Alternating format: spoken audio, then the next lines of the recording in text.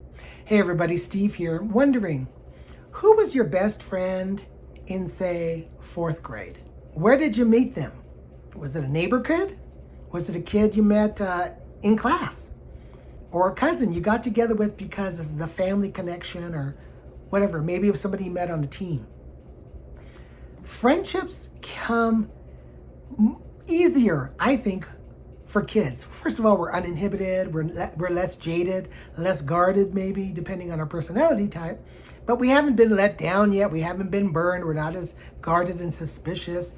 And also, we're sent off to school with kids who are basically our same age and stage.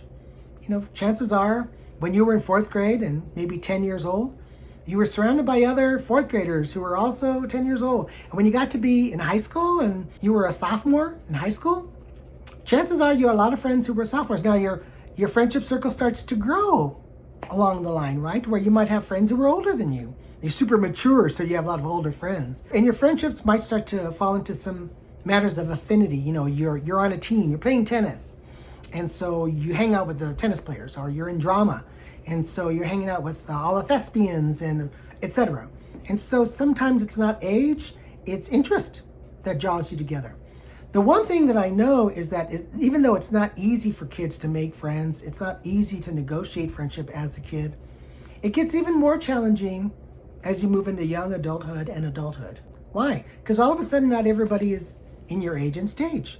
You go get your first job, you're 22, 23 years old, your first full-time job, and now you're working with people who are 40. Now you're working with people who are your parents' age.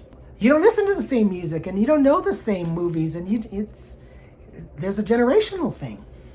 Any number of barriers need to be overcome for friendships to sprout and be born as we move forward. We're not in the same geography, we're not all riding the same school bus together, not in the same classroom, etc. So it gets tricky. But I want to say to you, it's really important for you to think about your friendships. And so with that in mind, I picked up a book that I've read before, and it's meaning more to me now, given my own particular time and place in life where I'm in a time of transition, and I don't have all the same friends anymore. I don't have the same, just people surrounding me, the same familiar environment. That happens to you when you move away to another city, maybe to go to school or to take a job, and all of a sudden, you don't have this full salad bar plate full top with relationships. All of a sudden it's you. Maybe you're in that dormitory or someplace else, and you don't really know anybody yet, and it's tricky. This book is a really great, I think, resource. It's called Vital Friends, The People You Can't Afford to Live Without. My books typically are electronic these days. I love books in every particular form. I love paper books, but I love electronic books, so I can always have it with me on my phone, on all my devices. And I love listening to books, audio books. I buy them from Audible. And this book is available in all those formats. So this is written by Tom Rath. Tom Rath is the author of StrengthsFinder 2.0, which is one of the best-selling books in the history of Amazon. And so StrengthsFinder is what I'm certified to coach people in and train people in. I love StrengthsFinder. I love helping individuals, leaders, and their teams discover their strengths and play to their strengths. They're happier, they're more effective, they get along better, they understand each other more, they pull in the same direction. There's better achievement, better performance and outcomes when people know what their strengths are and they bring their strengths to the project.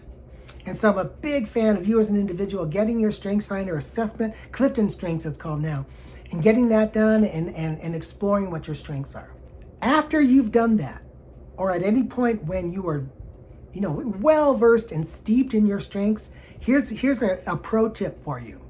Not everybody knows this, but at your best, you're not enough. Even operating in all of your strengths, you're not enough, and there are going to be gaps. Why? Because there are 34 strengths, and you should be focusing on your top 5 and 10 and not worrying as much about your lower talents, your bottom 10 and 15. It's going to be a diminishing return for you to invest a whole bunch of time and energy in things that you're not naturally gifted at, that don't come easily to you. It's going to be too much work, and you're still going to... Let's take me. Of the strengths, responsibility is number 28 for me. I don't go to bed thinking about what I promised people. I don't wake up thinking about what I'm supposed to be doing. I don't operate by obligation very well. It doesn't motivate me. Now, it should, but it's not natural to me, okay? It's natural to my wife. It's natural to other people I know, and I surround myself with these kinds of people because I need them, or else I'm going to really make a mess of things.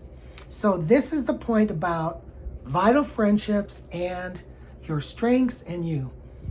You need community. You need family. You need friends. You need coworkers. You need a team. The power of strengths is unlocked in relationship, in community, in teams. Because that way you get to do what you do best and others will do what they do best. And together we're all going to be happy. We're all going to be healthier. We're going to all be more highly effective. It's not all that easy. There's a lot of coordination. There's still a lot of things to work through. But people are less frustrated.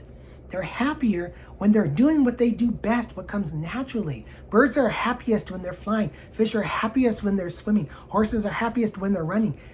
Whatever your particular, makeup might be, we need to set you up for success by helping you identify your strengths and operating in them and bringing that to the project. My Aunt Lolly, my sweet Aunt Lolly in Whittier, California. Hey, Aunt Lolly. She is famous for her potato salad. And whenever we had a family reunion, family picnic or something, people would say, Aunt Lolly has to bring her potato salad. Because that's like her signature dish. She makes other great things, but people love her potato salad. What if you make a bad potato salad? What if you say, well, to be fair, I should take a turn making it, but I'm terrible at making that particular item? We don't want you to make it. You're not going to enjoy it. We're not going to enjoy it. Bring your best dish to the potluck, and we'll all win. This is important for friendships because you, as an individual, will be like a single charcoal briquette that goes out and weakens and dims if it's not surrounded by other charcoal briquettes. Okay, so in an upcoming video, I will share with you and unpack with you what Tom Rath says are the 8 kinds of friends that you might have and the kinds of roles they can all play. They're the builder, the champion, the collaborator, the companion, the connector, the energizer, the mind opener, and the navigator. Oh my gosh, what are all those strengths? Don't worry about it. Get the book if you want to, listen to or read it, or just tune back into my videos. I'm going to walk you through Tom Rath's book so that you can create for yourself the community in which you will thrive and in which your gifts and what you bring to the potluck is a real joy to others. And that's true in work life, and that's true in family, in neighborhoods, and in ministries, and any other human gathering of people. That's what's up. I'm Steve Garcia of Get Your Business Done Life and Leadership Coaching. I look forward to sharing more with you about these vital friendships. I hope that you have a great day, and I'd love to hear any of your comments. Are any people coming to mind or any questions? Leave me a comment and maybe I can address it in an upcoming video. Take care of yourself and make it an amazing day.